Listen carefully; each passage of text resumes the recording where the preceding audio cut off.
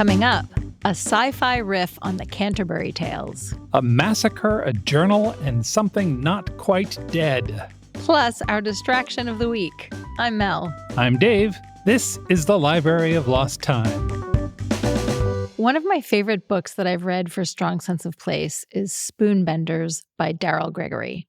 Ever top of the pile. I mean, it's definitely in the top 10 pile. Okay. I recommended it in our Chicago episode. It's a story I would call mischievous, about a very unusual family with superhuman powers. Yeah. One is a psychic, another is a human lie detector, that kind of thing. My impression of that book based on your telling is that it's kind of the Royal Tenenbaums, but they're superheroes. Exactly that. There are action-packed, superhero-y sorts of parts to the story, but I feel like that's all a trick because it's really a heartwarming, very funny family story. Daryl Gregory's imagination is really fun to play around in, and he writes characters that kind of burrow themselves into your heart.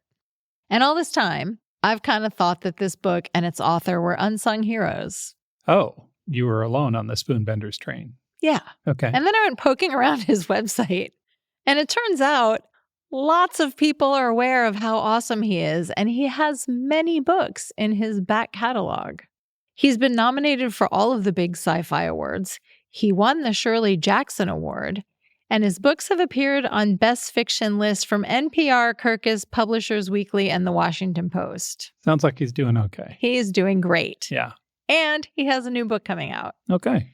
And the new one seems to be headed for rave reviews too. The reviews I've read so far have called it a heady, entertaining treat and a marvel, which seems like such a nice compliment. It does. The book is called When We Were Real. It's a quirky road trip novel set in an alternate United States. In the world of the book, 7 years ago, we were all informed that we are, in fact, living in a simulation. Okay. I know people think this is a reasonable theory. I hate thinking about it. Sure. I don't love the idea that we're in a simulation, but also, like, that's compelling. It's an interesting idea. It is a really interesting idea, and also stop. It's kind of like when I think about outer space. Yeah, I can't. It's too much. Yes. Okay. So in the world of this book, we found out it's all a simulation. And now 2 longtime friends who are reeling from a cancer diagnosis decide to take one last road trip together. And they're going on a bus tour called North America's Impossibles. It's a week-long romp through glitches, anomalies, and miracles that appeared on the fateful day known as Announcement Day. Oh. When everyone found out about the simulation. Okay. And because this is Daryl Gregory, and he's got his imagination working all the time, it's not just a riff on a road trip story, it's also a fresh take on the Canterbury Tales.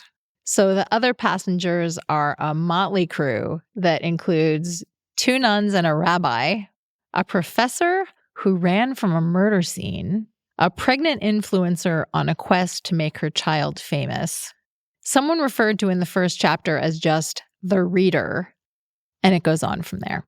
I read the first chapter last night. It took everything I had to not just stay up all night and read the whole thing in one go. Yeah. I fully expect that Daryl Gregory is going to take readers on a big adventure that will also kick them in the teeth with feelings, just like he did in Spoonbenders. And I want it. I want to be kicked in the teeth with feelings. If you live near the Pacific Northwest, good news. Daryl Gregory is doing book events in your neck of the woods in April, and then he'll be in New York City in May, including a stop at P&T Knitwear Bookshop, which I've talked about in previous podcasts. They do the Gotham Book Prize, the award for books that are set in New York. And they have a podcast booth for people in the neighborhood to use, and their backstory is really cool. I'll put a link to that in the show notes in case you need to reacquaint yourself with their story. I am envious of the people who can go there. Ditto. So, links to tour dates, an excerpt from the book, all of that will be in show notes. The title of this book is When We Were Real by Daryl Gregory. So if you're the kind of reader who likes a little weird horror in your history, something that's like rich in atmosphere and full of literal and emotional ghosts, I've got a book you might like. It's The Buffalo Hunter by Stephen Graham Jones. I'm intrigued. The book is part historical fiction, part horror, part literary fiction. It's all layered together like Russian nesting dolls with sharp, pointy teeth.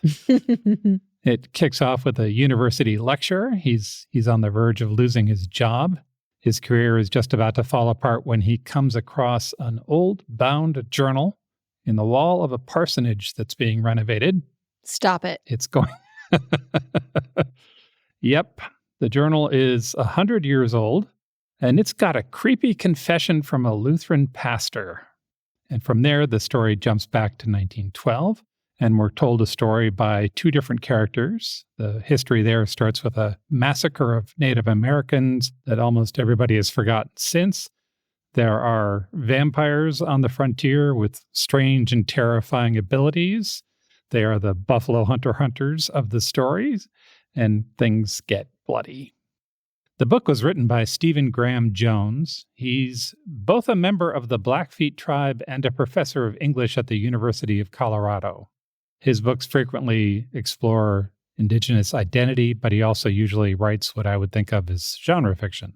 So you'll get thoughtful explorations of history and survival and justice right next to weird supernatural things that bite and some high-level writing. His books are both illuminating and unnerving, and he's won a shelf full of awards for them. Bram Stoker and the one that you mentioned.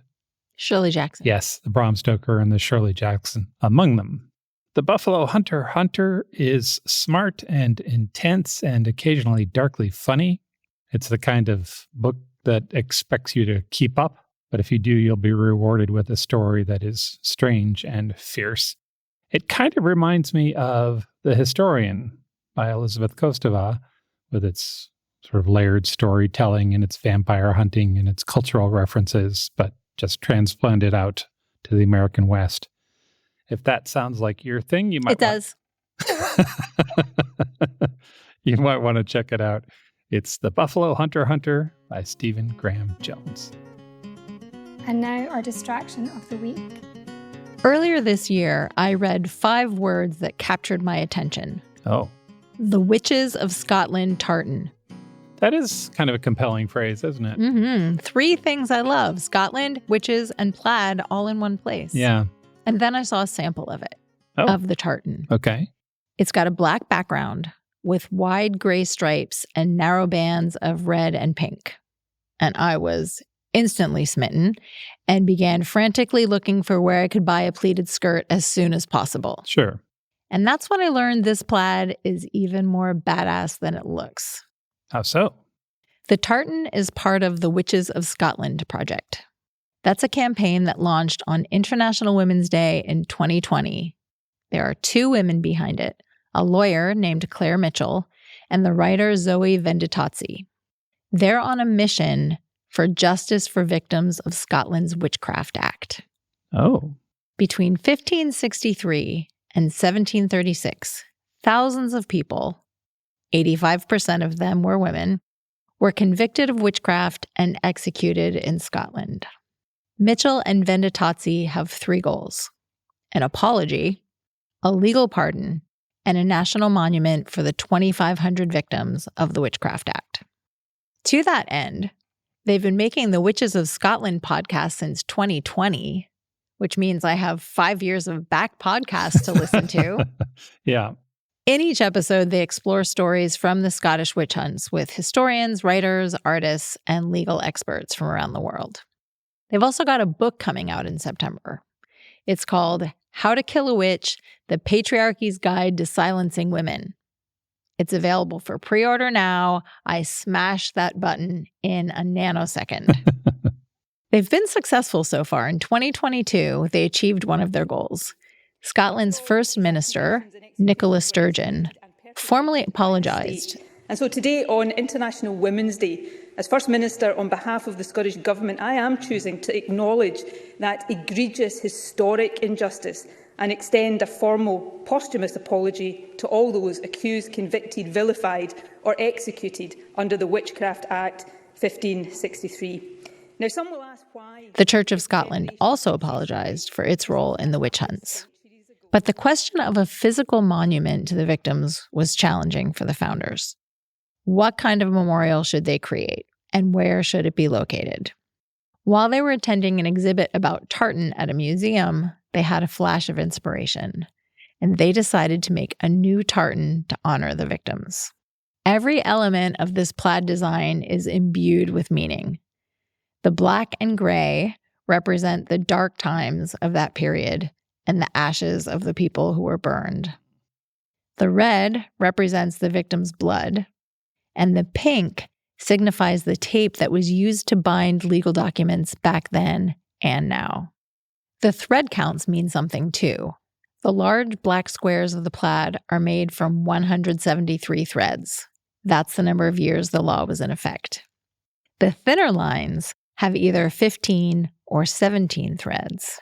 15 is what you get when you add the digits of the year 1563. That's the year the act was passed into law. And 17 is the number you get when you add 1736 together. That's the year it was repealed.